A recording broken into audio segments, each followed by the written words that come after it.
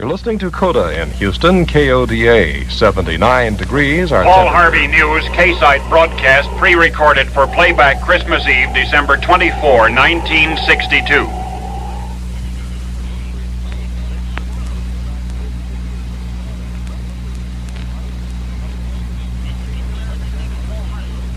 Off of Santa's sleigh.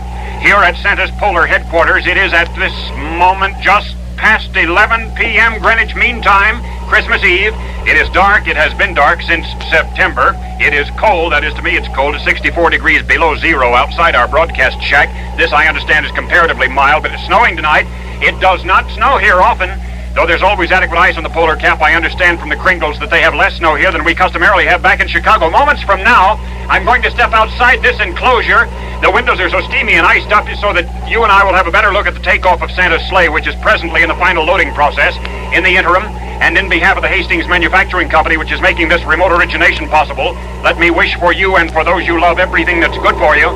And you filling station men back in the United States, take tomorrow off and eat too much and have fun. But before you lock up for tonight, be sure your regular customers have a can of K-Site tune-up in the crankcase so they'll be sure of a quick start tomorrow.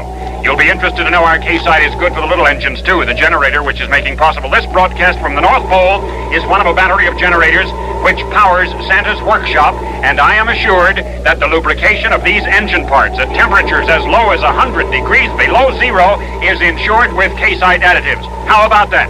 In the faint light of this Arctic night, I'm having some difficulty inside this radio shack, this glass window visibility again, so though my remarks may be less intelligible in the 45-knot wind that's swirling through the Santa land tonight, I'm going to step outside presently for a better view.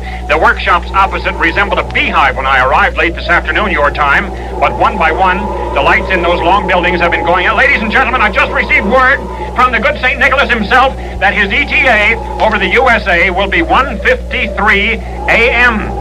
And that's just, a little more than 4 hours from now. That means tailwinds are anticipated. We'd better get out on the loading apron beside the runway. If you can give me a little more mic cord, Dave Cole. Dave is another of the crew to whom we're indebted for absenting themselves from their stateside families this Christmas Eve to make this. By George! Can you still hear me? Commander Bumbaugh. Can you hear? I can see you fellas through the swirling snow, but I'm going to assume that we're on the air. Santa's sleigh is still alongside the loading dock. Helpers are fussing with the 8 reindeer harness. Dunder and Blitzen and Dancer, as previously announced in the States, Rudolph is not going to lead the hitch this year. For the first time in 10 Christmases, Rudolph, whose red nose was a prime navigational aid for several of those years, is lame with a slightly injured fetlock, will stay behind. The newer navigational gear is under the front seat of the great sleigh. Radio contact will be maintained with remote control weather stations on the floating ice islands.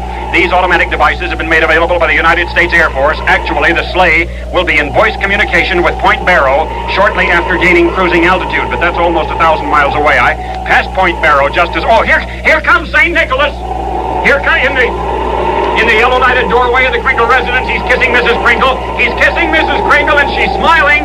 She always worries until he's home safe, she says, but she's smiling. Look at the workshop elves. There must be hundreds. I erroneously indicated moments ago that there was no activity around here when the lights were going out, but the elves are all around the loading platform. Santa's waving and moving toward his sleigh on the steel net runway. It's still snowing slightly. Certainly those of us away from our families must be excused for saying this is a most momentous experience. I'm being motioned closer to the microphone. I can't get any closer. You tape this thing up so the cold metal would not stick to my lips. And is this better? I'll hold the hood of my parka up here so that I'm cutting the wind a little bit. The mooring hawsers have been relaxed and tossed aboard now. As Santa's sleigh draws up this way, we can see the load of, oh my goodness, we have been assured it's a record-smashing capacity this Christmas, but the sleigh is piled approximately 40, maybe 45 feet high with packages. There's a tarp drawn tight. The elves here, Santa's waving. So long, Santa. Excellent snow landing conditions have been promised down through the Maritime provinces. Rooftop landings are practicable any weather within and they're off. They're down the steel net runway, and they're off. I can see the running lights. I'm losing sight. He's certain Mrs. Santa is outside the door in just a house dress. My goodness, she's waving. Santa's waving and saying something. Did you get it? I got it. I got it. Santa, who is now headed your way, had this to say: Merry Christmas to all, and to all, good night from the North Pole. We return you now to your regularly scheduled programs on the American ABC Radio Network.